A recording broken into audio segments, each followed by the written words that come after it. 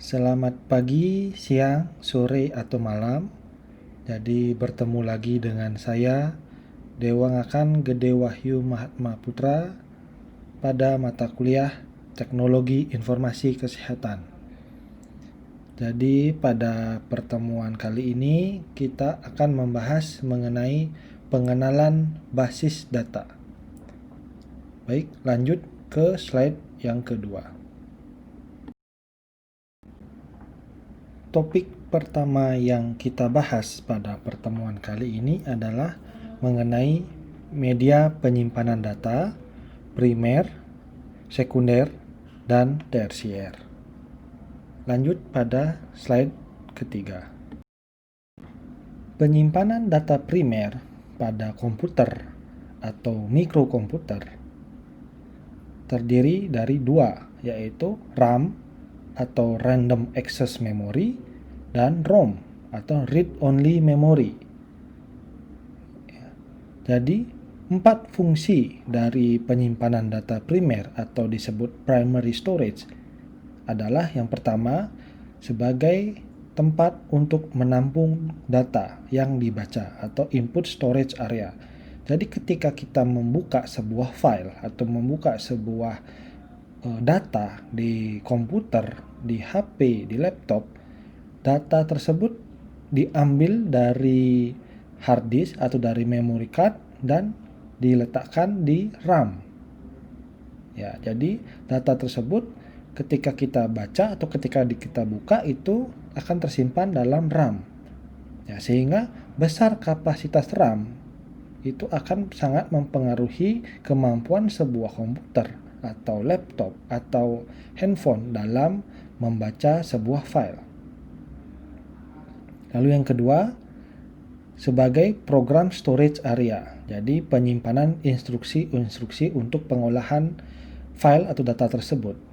Jadi ketika kita melakukan edit data, ketika kita membaca data atau men-save, menyimpan atau mengedit atau mencetak data, ya, semua perintah-perintah yang kita inputkan di keyboard atau di layar touchscreen itu terproses di dalam RAM. Jadi semakin besar kapasitas RAM, komputer atau HP tersebut atau laptop tersebut akan semakin cepat dalam mengeksekusi perintah-perintah yang telah kita berikan. Lalu yang ketiga, fungsinya adalah working storage area atau tempat di mana pemrosesan data dilakukan. Jadi segala macam proses tadi, mulai dari membuka, men-save, mengedit, menambahkan, mengetik, dan lain-lain, itu dilakukan di random access memory, di RAM. Ya, jadi semakin besar kapasitas sebuah RAM, ya, pemrosesan data juga cenderung lebih baik. Begitu. Lalu ada output storage area, yaitu penyimpanan informasi yang telah diolah dan sementara sebelum disalurkan ke alat-alat output. Ya, jadi RAM di sini fungsinya adalah tempat untuk menyimpan informasi yang telah kita olah sebelum disalurkan ke alat-alat output, misalnya sebelum muncul di layar atau sebelum kita lakukan proses ngeprint atau sebelum muncul di layar handphone atau di monitor laptop atau monitor PC kalian. Nah, itu ya, jadi sebelum muncul ke sana diproses dulu atau disimpan dulu dalam RAM atau random access memory. Lalu ROM. Nah, ROM ini fungsinya apa? Nah, read only memory fungsinya adalah sebagai tempat menyimpan data primer. Jadi operating system misalnya atau data-data yang dibutuhkan oleh komputer atau laptop agar dapat mengakses data atau dapat melakukan kegiatan-kegiatan atau dapat melakukan suatu pekerjaan, ya sintaks-sintaksnya tersebut disimpan dalam read only memory. Sehingga ketika komputer atau laptop atau handphone ya tidak memiliki read only memory, komputer ini tidak bisa tidak bisa menghidupkan dirinya sendiri. Jadi tidak bisa mengakses data-data dalam dirinya sendiri karena dia tidak memiliki atau tidak mempunyai kemampuan untuk membaca, menulis, atau dia tidak punya kemampuan untuk melakukan segala macam perintah. Itu ya. Jadi lanjut ya, kita lihat contoh gambaran dari RAM dan ROM di slide keempat. Ini merupakan yang di sebelah kiri ya, merupakan RAM atau Random Access Memory pada sebuah handphone, smartphone. Ya, jadi ukurannya sangat mini, sangat kecil ya. Lalu yang laptop RAM itu ukurannya lumayan besar dan yang paling besar adalah PC RAM. Itu ukurannya kurang lebih 10 sampai 15 cm panjangnya. Ya, lalu read only memory itu ukurannya kecil ya untuk di handphone dan di PC. Tapi dia bisa menyimpan data yang cukup besar. Seperti teknologi handphone sekarang, ROM-nya sendiri sudah bisa menyimpan data hingga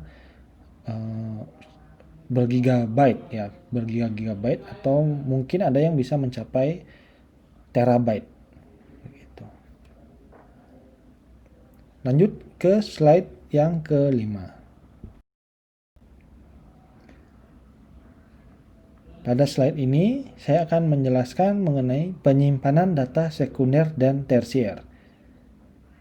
Jadi, penyimpanan data sekunder itu contohnya adalah hard disk drive atau HDD dan solid state drive atau SSD. Ya. HDD ini merupakan teknologi lama dalam sebuah komputer atau laptop. Ya. Bisa kita lihat gambarnya ya. Jadi HDD itu merupakan merupakan perangkat yang bentuknya ada piringan ya, ada piringan metal atau bahan logam yang ada jarum untuk membaca dari piringan tersebut. Jadi hard disk drive ini menyimpan data pada cakram logam ini.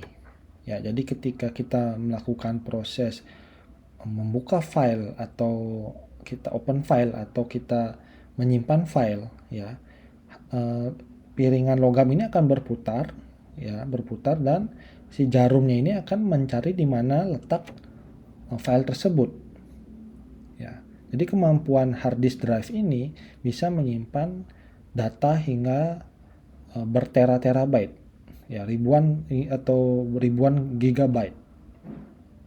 Ya, apa kelebihannya? Kelebihannya hard disk drive ini cenderung harganya lebih murah dibandingkan dengan solid state drive. Cenderung harganya murah dengan kapasitas yang lebih besar. Sehingga ini cocok untuk komputer atau laptop yang harganya murah namun menginginkan storage atau media penyimpanan yang besar.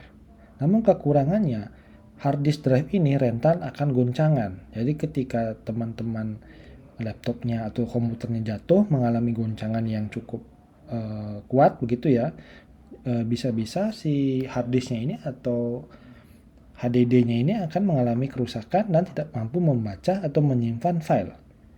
Jadi hati-hati teman-teman yang punya hard disk eksternal misalnya atau punya laptop, hati-hati terhadap goncangan. Ketika dia jatuh atau mendapat goncangan yang cukup keras, hard disk ini jadi rusak gitu ya, karena bisa jadi karena cakramnya itu mengalami ada goncangan, dia jadi tempatnya nggak bisa seperti semula, atau jarum pembacanya sendiri yang tidak bisa membaca atau tidak terletak pada posisi yang tepat.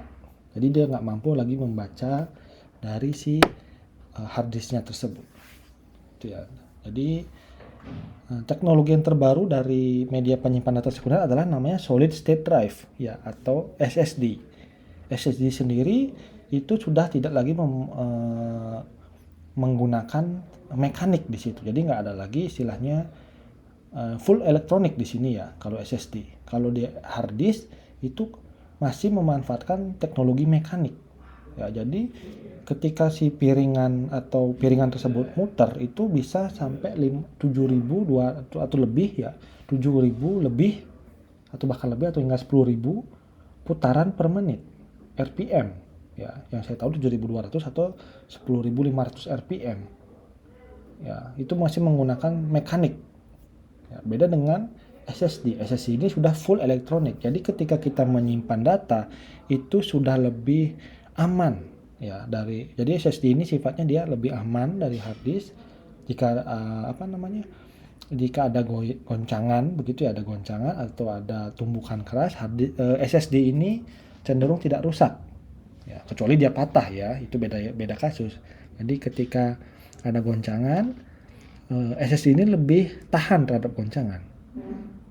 Terus SSD juga diklaim lebih panjang umur dalam menyimpan data dibandingkan dengan hard disk. Kemampuan SSD dalam membaca data atau menulis data, men-save data, misalnya itu diklaim atau memang lebih cepat dibandingkan dengan hard disk drive. Itulah kenapa secanggih apapun laptop atau secanggih apapun komputer, namun jika dia masih menggunakan hard disk, komputer tersebut akan tetap lemot atau tetap lelet gitu ya, dibandingkan dengan komputer atau laptop yang speknya standar, yang mungkin RAM-nya standar, prosesornya standar, tapi dia ketika menggunakan SSD, proses loading, proses penyimpanan data, proses akses data itu lebih cepat. Jadi itulah keunggulan dari SSD dibandingkan dengan hard disk. Namun kelemahannya, SSD ini cenderung lebih mahal harganya karena SSD ini merupakan teknologi baru yang masih berkembang hingga saat ini. Ya, kalau hard disk drive itu teknologinya cenderung stagnan begitu ya, cenderung tidak ada perkembangan. Namun kalau SSD itu perkembangannya sangat pesat ya sekarang, sehingga diharapkan di masa depan SSD ini bisa full menggantikan hard disk drive tapi dengan harga yang bisa jauh lebih murah. Jadi itu dia penyimpanan data sekunder. Lalu penyimpanan data tersier. Ini pengertiannya adalah removable media dengan kapasitas yang lebih kecil. Jadi ini semacam media penyimpanan yang removable, yang dapat dicabut atau dapat dipindahkan lebih gampang dibandingkan dengan hard disk atau SSD.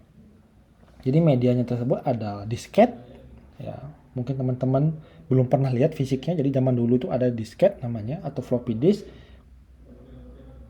Itu seukuran kartu pos ya, sekitar ukurannya segitu. Dia bisa, tapi hanya kemampuannya menyimpan kalau tidak salah 1 mega ya, 1 mega hingga 3 mega. Ya, sehingga sekarang sudah mulai ditinggalkan atau dulu sudah mulai ditinggalkan. Terus muncul namanya flash disk atau flash drive. Jadi flash disk dan flash drive ini ukurannya lebih kecil, mungkin saya bisa bilang ukurannya seukuran lipstick mungkin ya. Tapi dia bisa menyimpan data berkali-kali lipat dibandingkan dengan disket atau floppy disk. Sehingga yang saya tahu untuk flash disk sekarang sudah ada yang hingga ukuran 1 terabyte atau lebih. Itu ya, beribu-ribu giga begitu.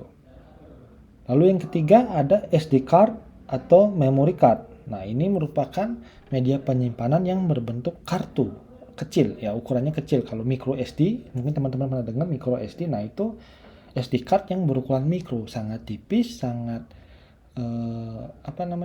tipis, terus ringkas juga, namun bisa menyimpan data yang besar hingga mungkin sekarang 2 terabyte ya, 2000 giga itu ya. Sehingga ini cocok untuk disisipkan di handphone atau di laptop yang ada SD card readernya. Lalu ada CD atau DVD atau Blu-ray. Nah, ini merupakan media penyimpanan tersier dalam bentuk kepingan ya, yang berisi pita-pita optikal.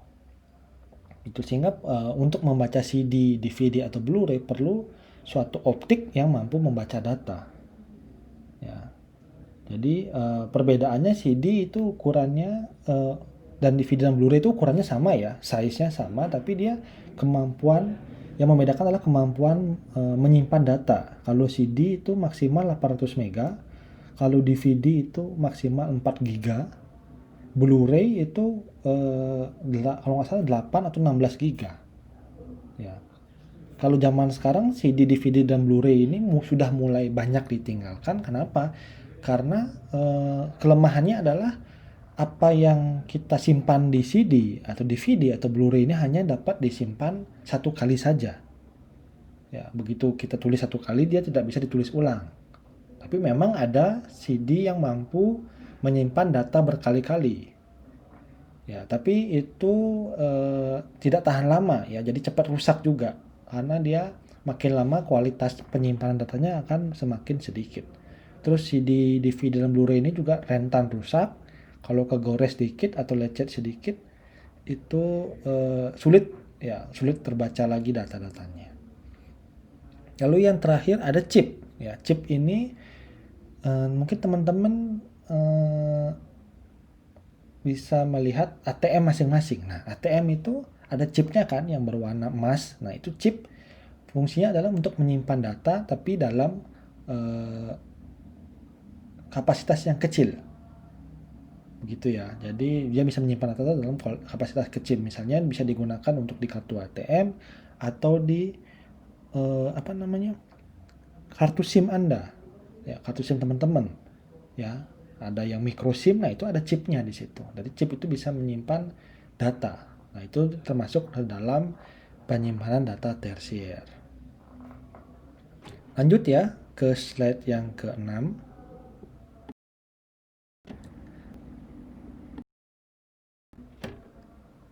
Nah, pada slide ini kita akan membahas topik mengenai database. Ya. Jadi pada pertanyaan, mungkin teman-teman sering mendengar atau mungkin ada yang baru dengar juga. Ya, tapi di sini saya mau jelaskan apa itu database secara simple gitu ya. Lanjut ya ke slide yang ke-7. Nah, ini ada konsep database atau dalam bahasa Indonesia adalah basis data atau pangkalan data. Ya, jadi apa itu basis data? Basis data adalah kumpulan tabel-tabel yang saling berelasi. Jadi dalam sebuah database itu berisi tabel-tabel yang berisi banyak data. Nah, banyak data tersebut kemudian saling berhubungan atau saling berelasi, mempunyai hubungan antara data satu dengan data yang lain. Ya. Jadi data tersebut dalam format table, dalam format tabel, kemudian dia mempunyai hubungan satu dengan yang lainnya. Itu namanya basis data. Lalu manfaat basis data. Ya, dia dapat memberikan proses yang cepat, mudah, akurat, efisien, tersedia, lengkap, aman, dan multiple user atau dapat dimanfaatkan oleh orang banyak. Ya, jadi dengan adanya basis data, kegiatan pengolahan data dapat dilakukan sesuai dengan manfaatnya tersebut. Lalu dalam basis data ada istilah operasi basis data. Ya, jadi basis data atau database ini sebenarnya dapat kita ciptakan dan dapat dimusnahkan. Dapat kita create dan dapat kita delete. Begitu ya. Lalu ada namanya aturan basis data. Ya, jadi dalam basis data itu ada aturan-aturan yang harus kita laksanakan atau harus kita lakukan. Begitu. Mengenai aturan pertama mengenai redundansi data atau pengulangan data. Jadi antara database yang satu dengan database yang lain itu sangat-sangat atau wajib untuk menghindari redundansi data. Kenapa? Karena dengan adanya pengulangan data atau redundansi, ya, atau data yang sama disimpan berkali-kali itu akan membuat database-nya cepat penuh, ya, cepat full database-nya, datanya karena dia nyimpan data yang berulang-ulang, atau juga bisa kesulitan dalam kita mengambil data. Seperti kita tahu misalnya sebagai contoh ketika kita menyimpan suatu file, jika file tersebut ada sama dan ada ratusan file yang sama isinya, itu kan cepat penuh ya. memori penyimpanan kalian, hard disk kalian cepat penuh atau SSD yang cepat penuh. Terus kita juga bingung ketika kita mau mengakses, mau mengedit, kita mau edit yang mana nih? Kok datanya sama semua gitu. Lalu aturan yang kedua dalam basis data adalah inkonsistensi data atau ketidakkonsistenan dalam sebuah data. Jadi ketika data nama misalnya, ya data nama itu otomatis isinya adalah huruf semua. Ya, tapi ada di data yang kedua ada data angkanya. Nama diisi dengan angka, itu kan salah ya. Misalnya namanya dia adalah Tri gitu ya. Di data yang pertama diisi TRI, tapi data yang lain diisi angka 3. Atau juga misalnya dalam penulisan format tanggal. Ada yang nulisnya tanggal 4 Desember 2020. Ada yang nulisnya 4/12/2020. Ada yang nulisnya 04/12/20. Nah, itu namanya inkonsistensi data. Jadi dalam database itu tidak boleh ada inkonsistensi. Jadi formatnya harus sama. Ya, lalu ada yang pengaksesan data atau kegiatan untuk kita memasukkan data, menginput data, atau membuka kembali data, read data, atau menghapus atau mengedit data. Itu namanya pengaksesan data. Jadi harus ada aturan di situ. Siapa yang boleh menghapus, siapa yang boleh membaca, atau siapa saja yang boleh menginput. Itu ya. Lalu ada data terisolasi untuk standarisasi. Nah, data terisolasi itu maksudnya adalah data tersebut harus dilindungi, ya, dilindungi atau dipisahkan satu dengan yang lainnya untuk namanya standarisasi tadi. Ya, standarisasi itu mulai dari penginputannya harus standar. Ya, nggak boleh pakai format macam-macam. Ya, tidak konsisten dan lain-lain. Lalu masalah keamanan. Jadi basis data ini ya harus memiliki fitur keamanan. Misalnya ketika mengakses data tidak boleh diakses oleh orang sembarangan, harus orang yang punya password. Nah, ada pakai password di situ, atau pakai username dan password, atau pakai level user atau level pengguna. Jadi ketika dia admin, dia bisa mengakses seluruh data. Tapi misalnya dia hanya bagian input, dia hanya bisa menginput data, tidak bisa mendelete data. Misalnya seperti itu.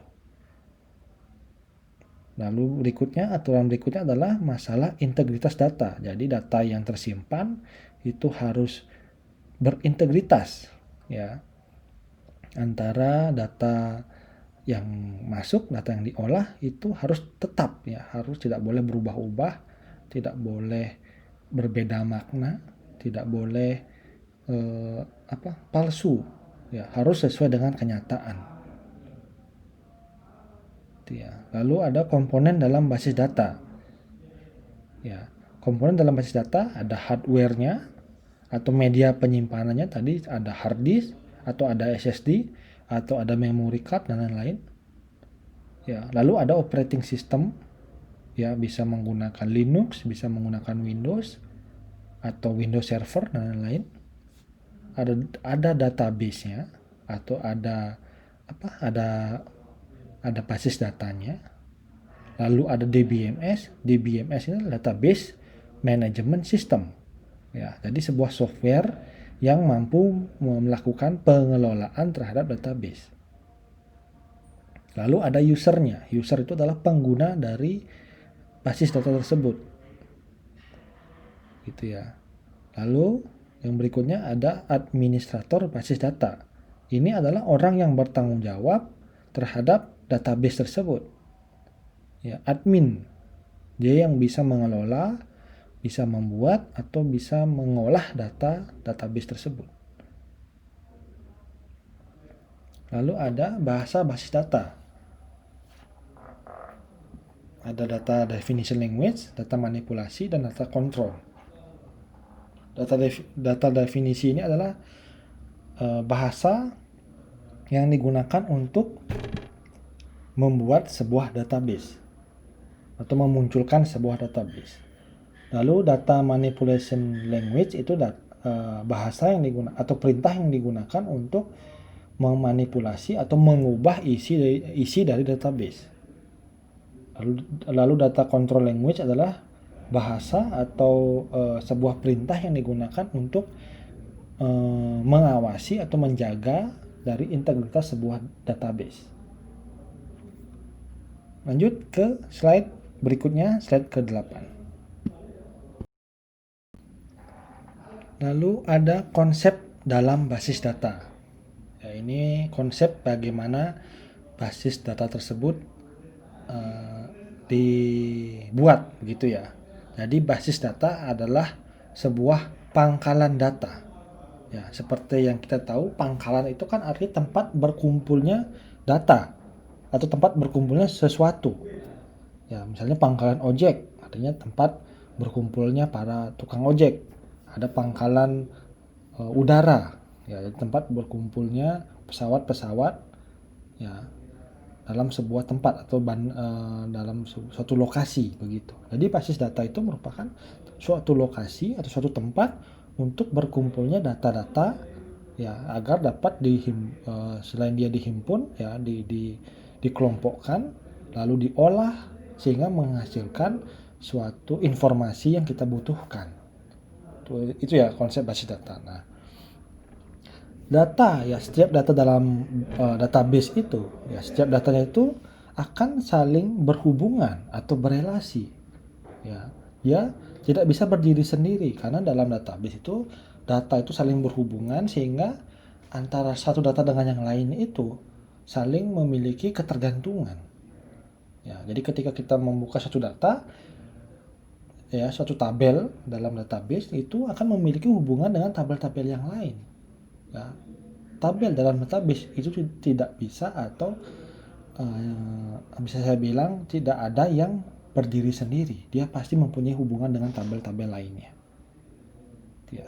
Terus dalam basis data, setiap tabel itu mempunyai primary key atau kunci utama. Jadi primary key itu adalah suatu penanda yang unik yang membedakan antara data yang satu dengan data yang lain, atau membedakan antara identitas yang satu dengan identitas data yang lain. Misalnya, ya, dalam dalam negara Indonesia, NKRI kita, ya, setiap orang ini mempunyai primary key dalam bentuk NIK, ya, nomor induk kependidikan.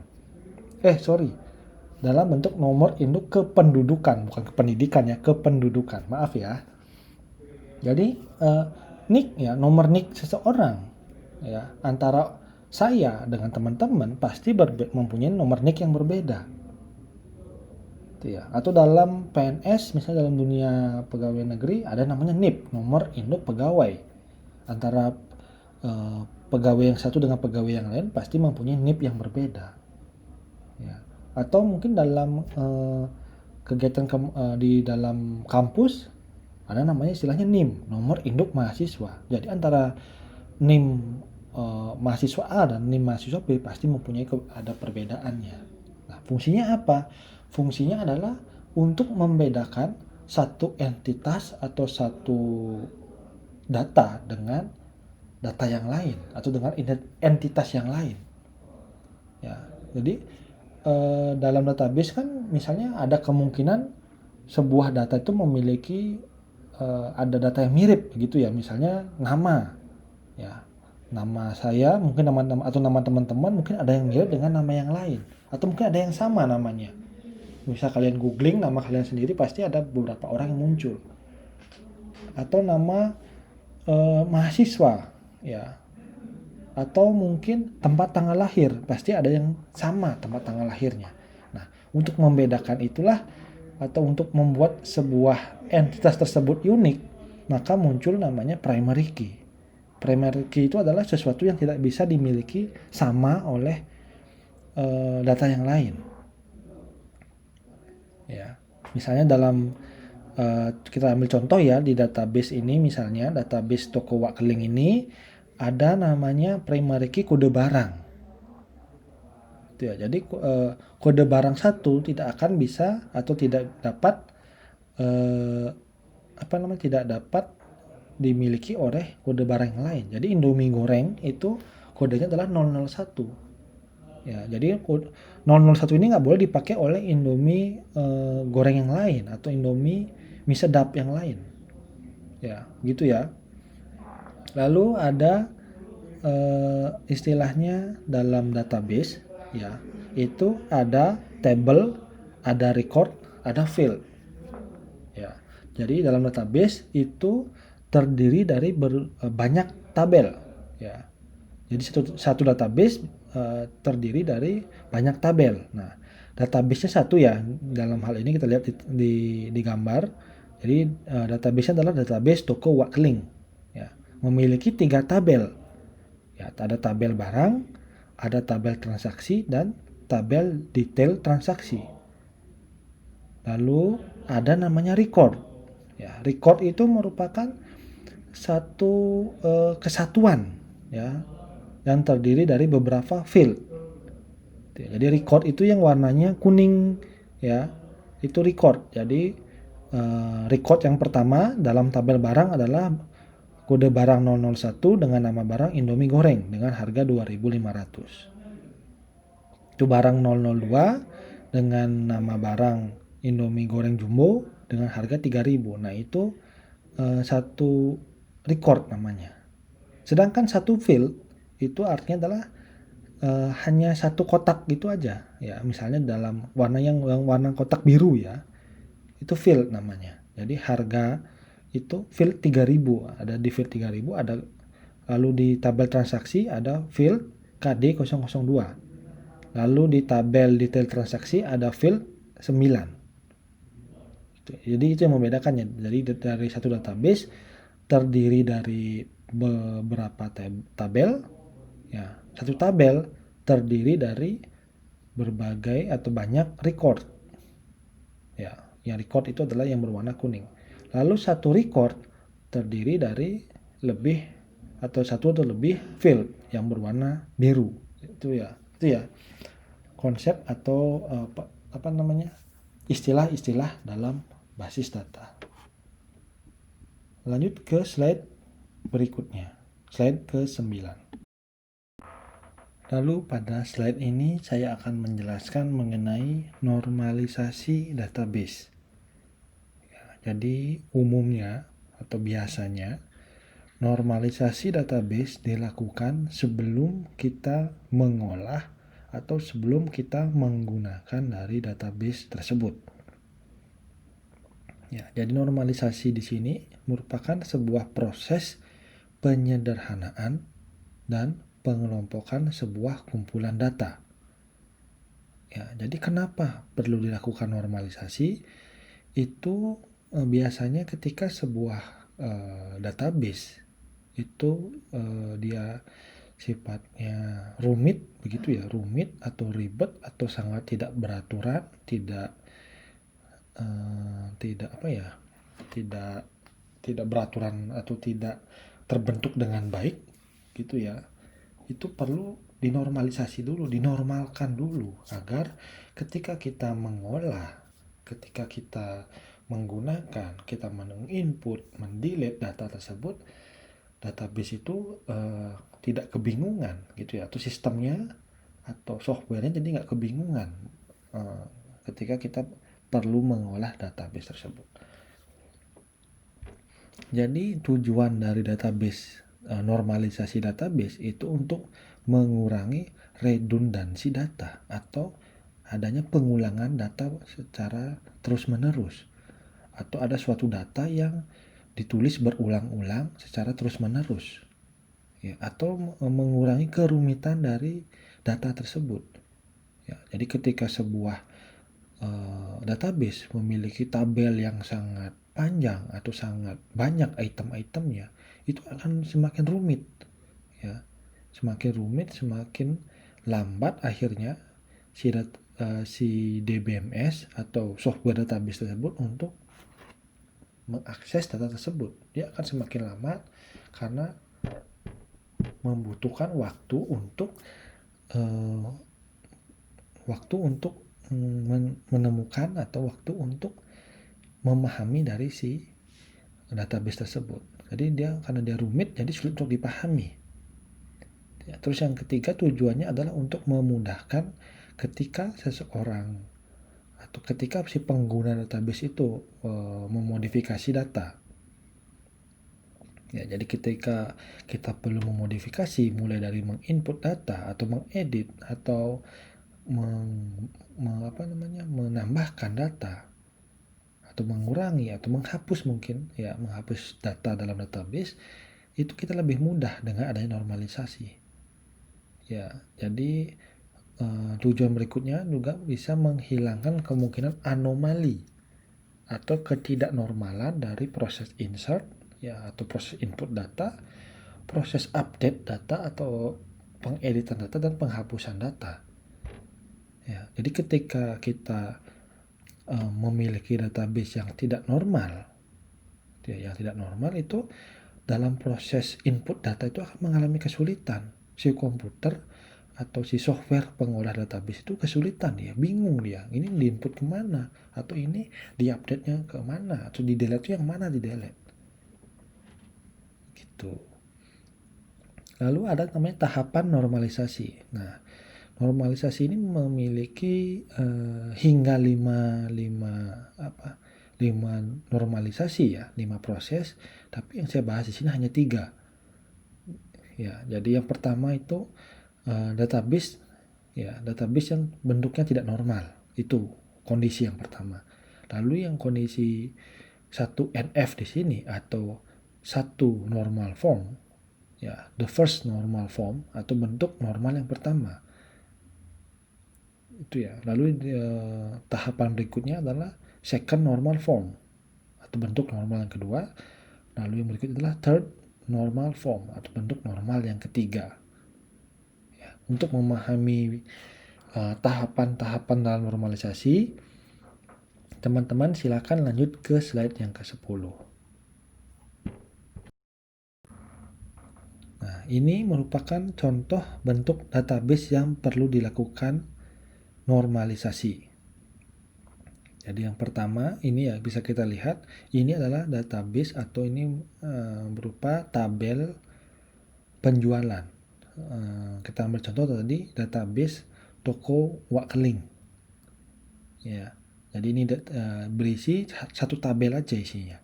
Jadi database toko Wak Keling itu hanya berisi satu tabel. Nah, kita lihat di sini ada kode faktur KD001 di tanggal 4. Jadi ada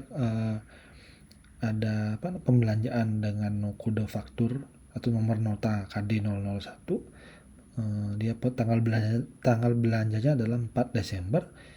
Nah, dia belanja sebanyak 4 barang di sini. Ada barang 001, barang 02 dan seterusnya. Itu ya. Lalu ada nama barang, ada Indomie goreng jumbo, mie sedap dan lain-lain. Dengan masing-masing harga dengan jumlah QTY itu jumlah kuantiti ya, jumlah tertentu.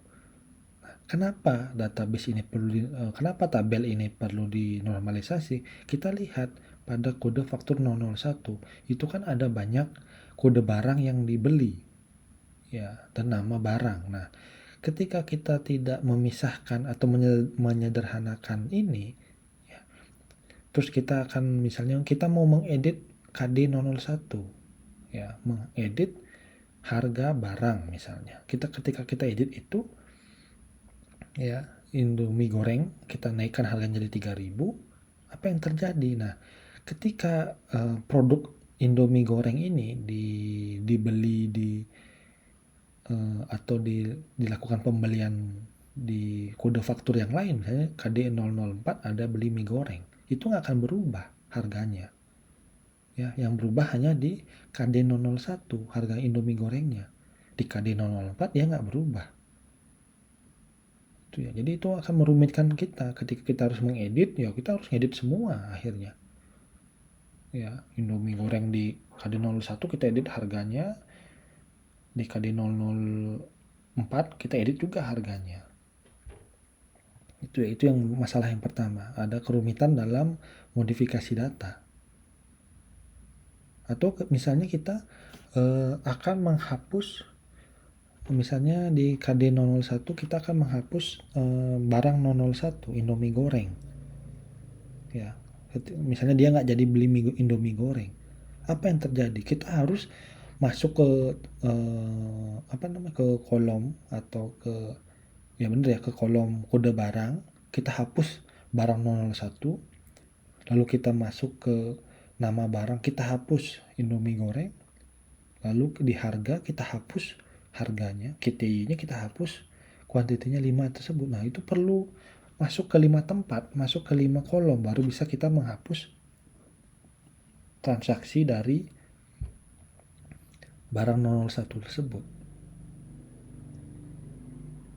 Itu ya. Jadi ketika bentuk sebuah tabel seperti ini ya, semua transaksi masuk di satu tabel gitu, itu perlu kita lakukan normalisasi ya.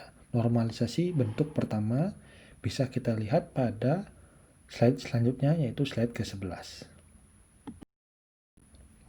ini ya. Jadi first normal form itu bisa dikatakan bentuk normalisasi bentuk pertama apabila suatu tabel itu ya, jadi dikatakan satu NF apabila setiap atribut dalam tabel tersebut hanya memiliki satu nilai dalam satu baris.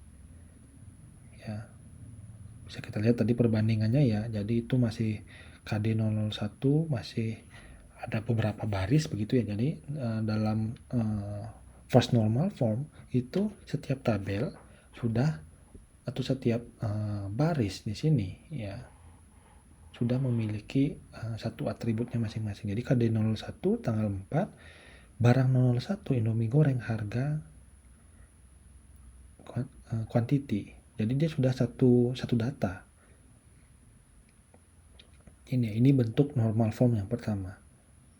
Jadi bisa dibandingkan yang sebelumnya itu masih gabung, masih rumit datanya, ini sudah mulai kelihatan bentuknya. Lebih sederhana. Jadi ketika kita mau mengumpulkan transaksi KD 001 yang muncul adalah kode faktur KD 001 sehingga beberapa barang sesuai pembelian bisa muncul. Itu ya. Lalu untuk melihat normalisasi yang kedua, lanjut pada slide yang ke-12. Ini adalah second normal form atau normalisasi bentuk kedua. Jadi setiap tabel harus dipecah berdasarkan primary key-nya. Jadi seperti yang kita tahu, primary key merupakan sebuah data yang tidak mungkin kembar begitu. Atau data yang hanya dimiliki oleh satu entitas saja. Misalnya nih bisa kita lihat ya pada tabel barang. Jadi dia yang awalnya satu tabel, jadi dipecah jadi dua tabel. Ada tabel barang dan tabel transaksi.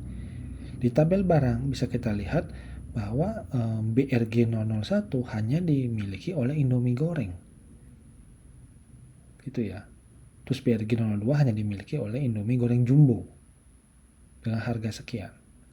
Dan seterusnya. Lalu ada namanya tabel transaksi ya. Jadi kode faktur. Nah, kode faktur KD 001 itu melakukan banyak pembelian di sini. Ya, dia membeli barang 001, membeli barang 02, membeli barang 003. Ya.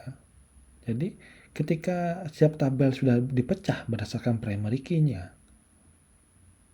ya, dia akan sudah dinyatakan masuk bentuk normal yang kedua atau second normal form.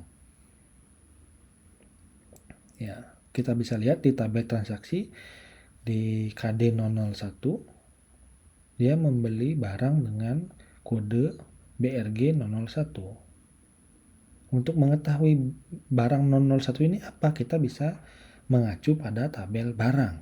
Nama barang ternyata barang 01 adalah nama barangnya Indomie goreng dengan harga 2.500. Nah, inilah yang dikatakan kenapa sebuah database itu merupakan tabel yang kumpulan tabel ya, kumpulan tabel atau kumpulan data yang saling memiliki relasi, saling berhubungan.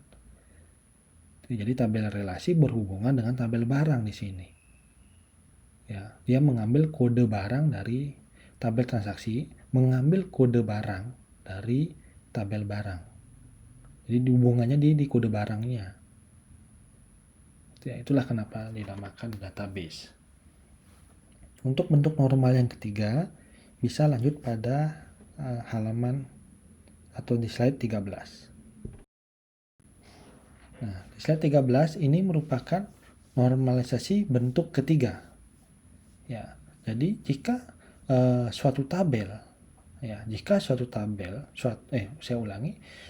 suatu data dalam tabel tidak tergantung pada primary key, tapi bergantung pada yang lain, ya, data yang non primary key, maka data tersebut perlu dijadikan tabel baru. Ya, bisa kita lihat gambarnya ini kan masih tabel second normal form atau bentuk normal yang kedua. Ya, dia masih terdiri dari dua tabel, yaitu ada tabel barang, ada tabel transaksi. Lalu bagaimana? Nah, bentuk normal formnya adalah seperti ini. Ya. Jadi ada namanya tabel transaksi. Ya, jadi ada tabel barang itu menyimpan, ya, tabel barang ini menyimpan berbagai nama barang yang dijual di toko Wakeling. Ya, lalu ada tabel transaksi ini menyimpan satu field atau satu record dari tabel transaksi ini menyimpan kode nota atau kode fakturnya dan tanggalnya. Jadi KD0 atau belanja 001, ya, kegiatan belanja 001 itu dilakukan tanggal 4 bulan 12. Lalu bagaimana hubungannya? Nah, hubungannya adalah dengan tabel detail transaksi. Jadi ketika kita ingin melihat detailnya seperti apa, KD01 ini kita bisa mengacu di tabel detail transaksi. KD01 melakukan pembelian barang 01, barang 02, barang 03 sejumlah 9 misalnya. Ya, jadi ini bentuk normal yang ketiga. Jadi ketika sebuah database sudah mencapai normalisasi atau 3NF di sini sudah mencapai bentuk normal yang ketiga, artinya adalah sebuah database tersebut sudah normal dan sudah dapat digunakan dengan baik.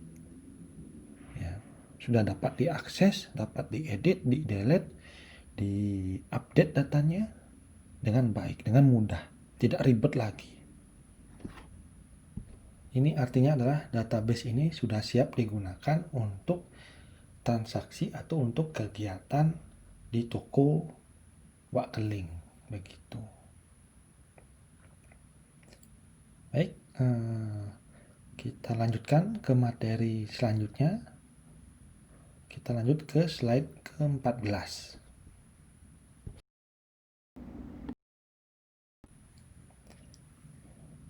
Baik, pada topik kali ini adalah membahas mengenai pemodelan database. Ya, pemodelan ini adalah artinya membuat suatu gambar pola dalam database. Gunanya buat apa? Ya, gunanya adalah kita perlu memvisualisasi apa yang ada di pikiran kita. Ya, ketika kita sebagai seorang perancang atau seorang desainer dari sebuah database, ya, kalian perancang, mungkin kalian merancang sebuah program, sebuah software misalnya, kalian perlu menggambarkan apa yang ada di pikiran kalian. Jadi apa yang ada di pikiran kalian perlu digambarkan, perlu dituangkan agar dimengerti oleh si programmer atau si pembuat database. Ya, jadi antara si perancang di sini atau si pengkonsep atau teman-teman di sini sebagai yang ingin membuat database atau membuat membuat sebuah aplikasi atau software yang membutuhkan database, ya kan perlu programmer ya atau perlu administrator tadi. Nah, kalian untuk berkomunikasi agar konsep kalian dimengerti oleh si pembuat database atau si admin database itu perlu dituangkan dalam bentuk ERD ya, atau Entity Relationship Diagram. Ya, jadi penggambaran database agar lebih mudah dipahami ya, oleh dipahami oleh siapa ya, semuanya, oleh si perancang, oleh si pembuat database, atau oleh si pengguna misalnya, agar mengerti alur sistemnya seperti apa. Cukup dengan melihat ERD ini atau Entity Relationship Diagram, dia sudah mengerti, oh artinya begini, oh sudah paham, oh begini, gitu. Ya, dia cukup ya, ini merupakan pemodelan ERD ini merupakan penggambaran yang universal. Ya, universal itu artinya orang Indonesia, orang Amerika, orang Eropa, orang Jepang, orang mana lagi, orang Rusia. Ketika dia melihat gambar ERD ini, dia bisa berkomunikasi, bisa memahami maksud dari orang tersebut. Ya, jadi ketika orang Amerika bikin ERD, terus teman-teman lihat, teman-teman bisa memahami ya bagaimana konsep dari database orang Amerika itu. Ya. Terus yang kedua ya, ERD ini menggambarkan hubungan antara sebuah entitas dengan entitas lainnya beserta dengan atributnya. Jadi saya jelaskan sedikit ya. Entitas itu merupakan sebuah atau sesuatu ya yang akan kita jadikan database. Misalnya ada entitas manusia ya, atau entitas buku. Jadi ada suatu hal atau suatu bentuk, sesuatu ya, intinya sesuatu yang akan kita jadikan atau yang akan kita masukkan ke dalam database. Ya, lalu ada namanya atribut. Ya, kalau entitas tadi dilambangkan dengan persegi panjang. Ya, lalu ada atribut. Nah, atribut ini merupakan penjelasan detail atau merupakan ciri-ciri dari entitas tersebut. Ya, misalnya ada entitas manusia atau entitas masyarakat atau identitas orang di Indonesia, orang Indonesia begitu ya entitasnya. Apa atributnya? Atributnya terdiri dari namanya siapa, itu atributnya ya. Ada orang namanya ya, entitas orang, atributnya adalah nama, tempat lahir, tanggal lahir, golongan darah, apalagi tinggi badan, berat badan. Ya, jadi atribut itu merupakan ciri-ciri dari entitas tersebut. Ya, lalu ada yang ketiga ada atribut tadi dilambangkan dengan bentuk oval. Ya, jadi ketika kita menggunakan oval itu artinya itu adalah atribut. Jadi itu akan dimengerti oleh seluruh orang di dunia. Ini bahasa universal. Ya. Lalu ada relationship. Relationship ini digambarkan dalam bentuk wajik. Ya. Relationship itu ini merupakan untuk menggambarkan hubungan antar entitas. Ya, jadi entitas ini mungkin entitas orang berhubungan dengan entitas buku misalnya, atau entitas orang berhubungan dengan entitas motor misalnya. Ya, jadi satu orang memiliki satu motor gitu. Itu namanya jenis hubungan atau relationship one to one. Ya, satu orang hanya boleh memiliki satu motor, misalnya seperti itu. Ada one to many. Jadi satu orang bisa memiliki misalnya hubungan relationship antara entitas orang dengan entitas apa misalnya? Entitas baju misalnya. Satu orang one to many. Satu entitas orang dapat memiliki banyak baju. Itu namanya one to many. Lalu ada hubungan namanya many to many. Jadi banyak ke banyak, ya. Misalnya sebagai contoh bahwa umum ya, kendaraan umum atau kereta api atau bis umum. Ya, banyak bis umum ya bisa dimiliki oleh banyak orang.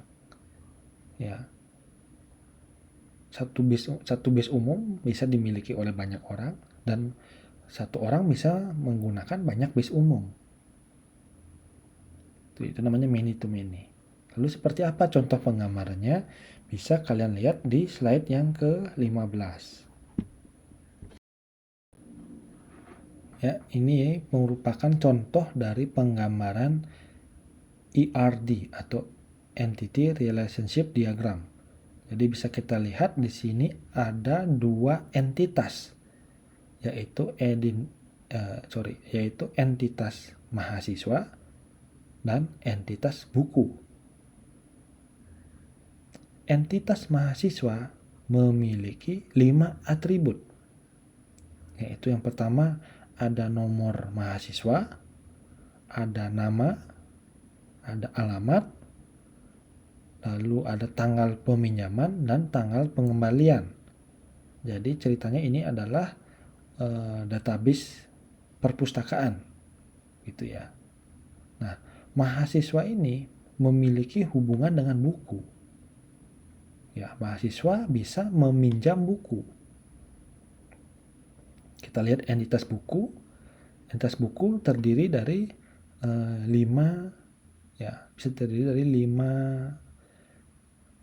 atribut. Ya, ada nomor buku, ada judul buku, ada penerbit, ada pengarang, ada tahun terbit.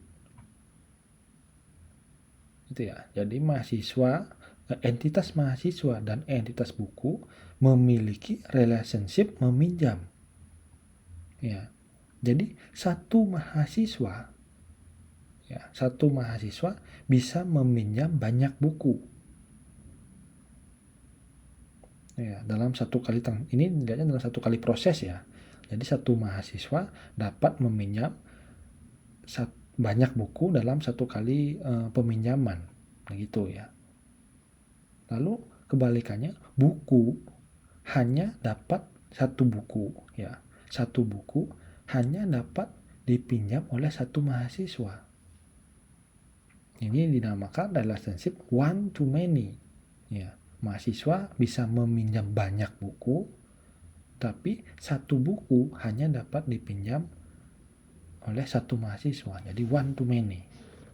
Hubungan antara mahasiswa dan buku ya memiliki hubungan one to many, ya relationship one to many. Kita lanjut ke slide yang ke-16. Jadi pembahasan mengenai ERD ini saya cukupkan sampai di sini. Sekarang kita lanjut ke slide ke-16 yang membahas mengenai SQL.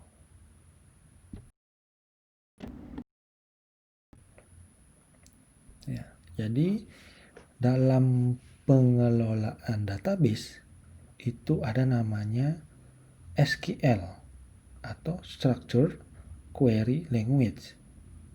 Ya, jadi ini merupakan sebuah bahasa pemrograman untuk mengolah database.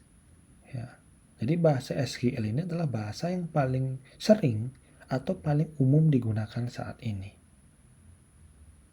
Jadi ada berbagai macam DBMS atau Database Management System atau ada banyak ya software pengolah database yang menggunakan bahasa SQL ini. Sebagai contoh, yang pertama ada Microsoft Access.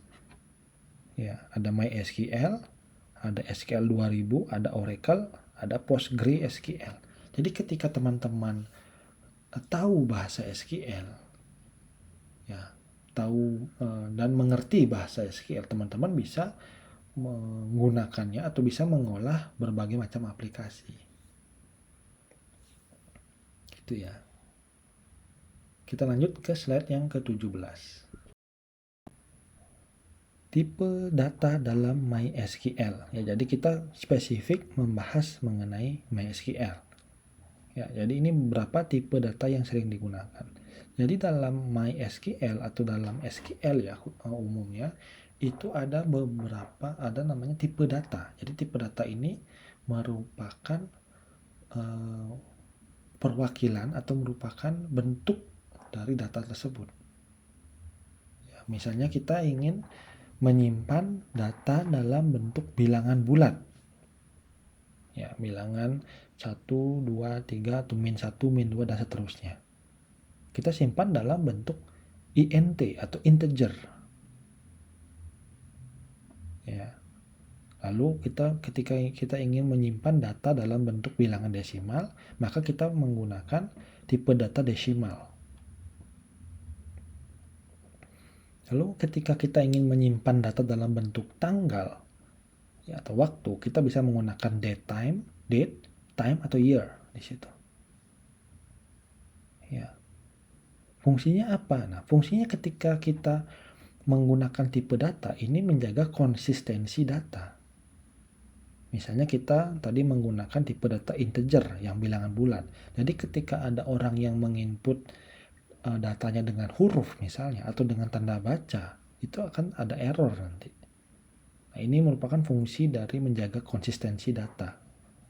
Atau ketika dia memasukkan data desimal. Jadi ketika dia hanya memasukkan angka tanpa bilangan koma di belakangnya, dia akan otomatis menambahkan 00. Misalnya ketika kita input 3 gitu ke dalam format data atau tipe data desimal, dia akan otomatis berubah jadi 3,00. Begitu juga di date time, dia akan otomatis berubah jadi dalam bentuk tanggal. Lalu ada namanya varchar. Nah, varchar ini merupakan tipe data alfabet. Jadi bisa masuk bisa angka alfanumerik ya, bisa berupa huruf, bisa berupa angka. A, B, C, D bisa masuk ke varchar. Lalu 1, 2, 3 juga bisa masuk ke varchar. Nah, bedanya apa dengan integer? Nah, ketika kita menggunakan tipe data varchar, itu artinya data yang kita input itu dalam bentuk angka, misalnya, tidak bisa kita jumlahkan. Itu ya, sebagai contoh, ya misalnya ada data tentang tinggi badan. Ya, ketika tinggi badan menggunakan integer itu kan bisa dijumlahkan. Nah, sedangkan tinggi badannya kan nggak bisa dijumlahkan. Ya, tinggi badan saya dengan tinggi badan Anda dijumlahkan kan nggak mungkin. Ya, jadi menggunakan varchar. Ya, pakai tipe data varchar. Artinya adalah ketika tinggi badan saya dijumlahkan dengan tinggi badan Anda dengan teman-teman, itu bukan dijumlahkan secara matematis, tapi dijumlahkan jadi dua buah data. Itu ya. Atau misalnya data umur misalnya. Ya, ketika kita menggunakan tipe data varchar, umur saya 30, umur teman-teman mungkin 18, ya, ketika menggunakan varchar ditambahkan 30 tambah 18, bukan jadi 48, enggak. Tapi menjadi 30 dan 18. Dua data tersebut menjadi satu, tapi bukan dijumlahkan secara matematik. Itu namanya tipe data varchar. Lalu ada tipe data teks yang terakhir.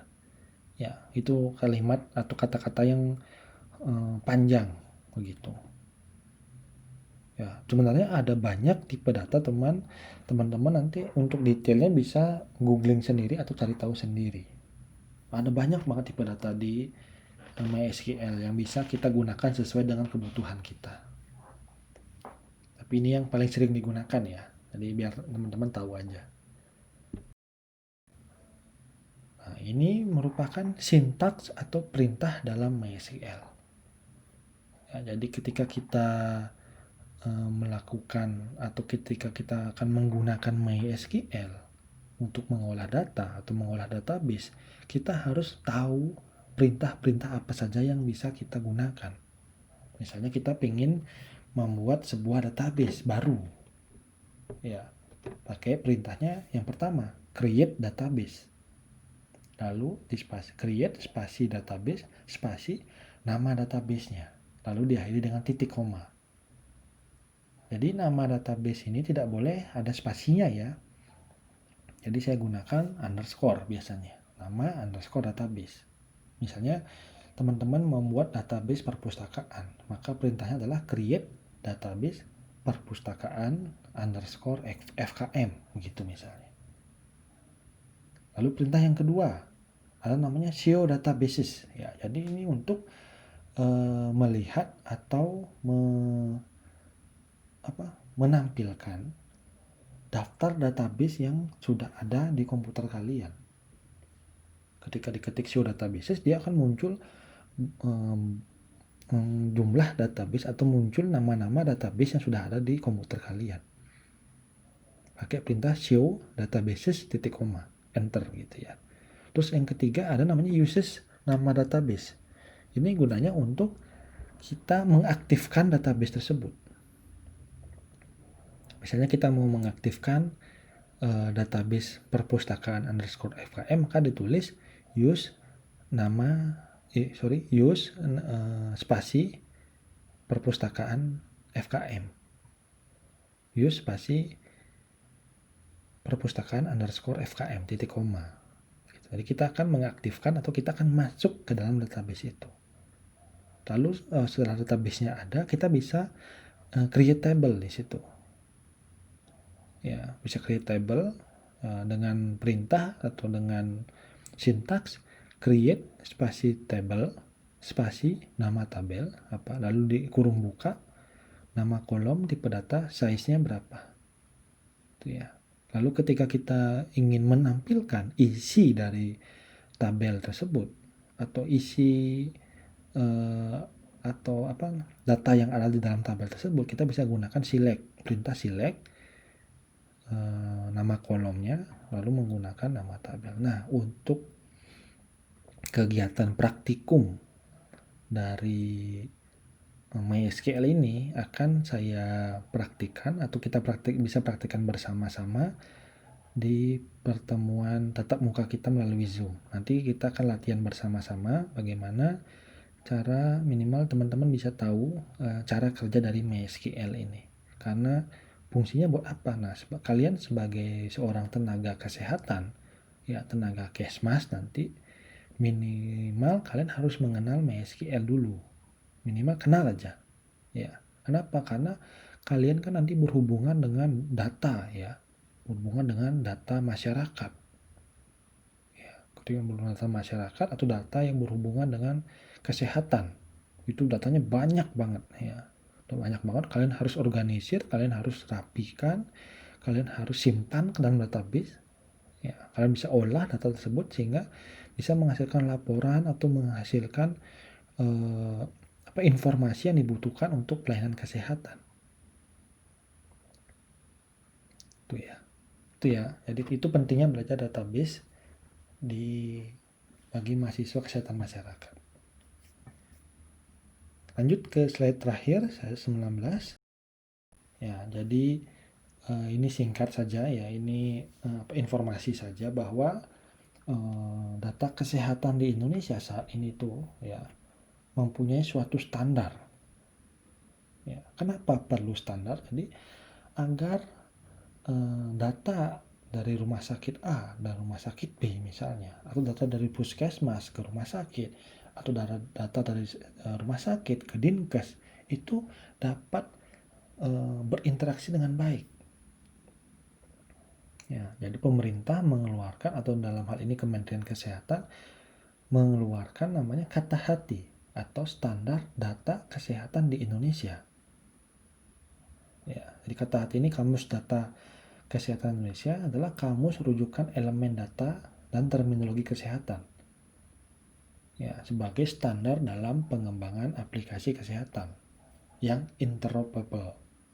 Ya, jadi ketika kalian atau teman-teman di sini ya mempunyai ide, mempunyai inovasi untuk mengembangkan sebuah aplikasi kesehatan atau sebuah sistem bidang kesehatan ya yang memanfaatkan IT, ya nggak boleh sembarangan ya. Pengembangan itu harus berdasarkan standar kata hati ini, harus menggunakan kamus ini, sehingga ketika teman-teman membuat sebuah sistem informasi ya dan ada orang lain yang membuat sistem informasi juga, ini datanya bisa saling bertukar ya, saling bertukar karena dia menggunakan data yang standar, tipe data yang standar atau menggunakan istilah-istilah standar, jadi bisa saling mengerti. Ibaratnya di dunia misalnya bahasa standarnya adalah bahasa Inggris. Jadi ketika teman-teman ketemu dengan orang asing, orang dari Eropa, orang dari Amerika, atau orang dari Amerika Latin, ya, ketika sama-sama menggunakan bahasa Inggris, itu bisa berkomunikasi. Sama juga di sistem informasi, ketika dia menggunakan bahasa yang sama, menggunakan standar data yang sama, sistem informasi ini akan dapat saling berkomunikasi, bertukar data untuk keperluan kesehatan. Itu ya. Baik, itu saja mungkin penjelasan saya atau pengenalan kita mengenai database.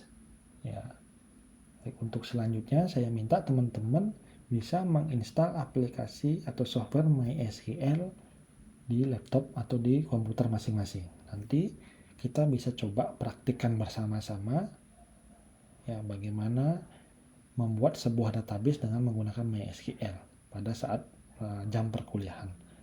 Baik, itu saja mungkin yang bisa saya sampaikan pada pertemuan kali ini.